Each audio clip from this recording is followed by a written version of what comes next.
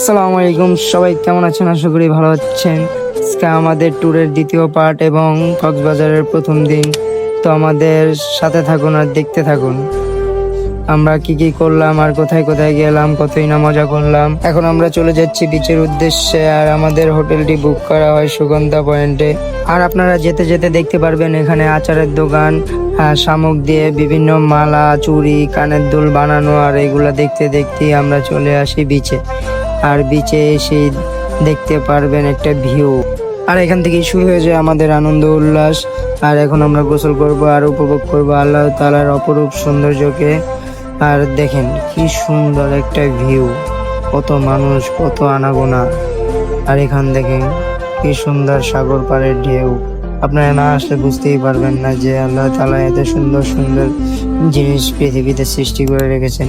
এখন আমরা গোসল করতেছি আর একটু মজা করতেছি।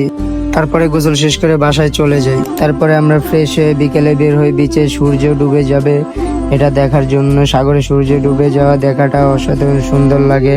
তারপর আর কি আমার বন্ধুই ব্লগ শুরু করে দিল। এই গাইস, আমরা যে এসেছি যে কক্সবাজার ঘুরতে, আমার সাথে আছে আমাদের আলামিন ভাই, আর সাথে আছে আমাদের রাজুদা, দুইটা পরোটা একটা ডিপ, আর তার সবার শেষে আছে আমার কাঞ্চন দা, ইলিয়াস কাঞ্চন ভাই। আমাদের আর আমি আপনাদের রিপোর্টিং এ আছি কবি, ঠিক আছে, আমার নাম আছে।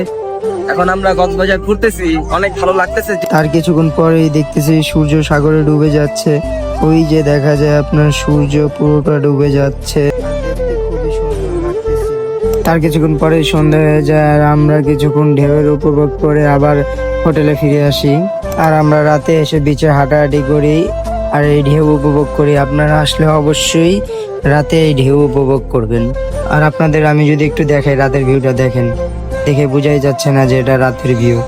ক্ষণে ক্ষণে ঢেউ আসতেছিল আর ঢেউয়ের আওয়াজটা খুব সুন্দর লাগতেছিল। ওমা, তুমি কোথা থেকে আসলে রমণী?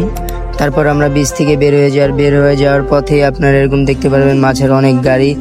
আর এখানে মাছ আপনার বারবিকিউ ফ্রাই করে দেওয়া হয়।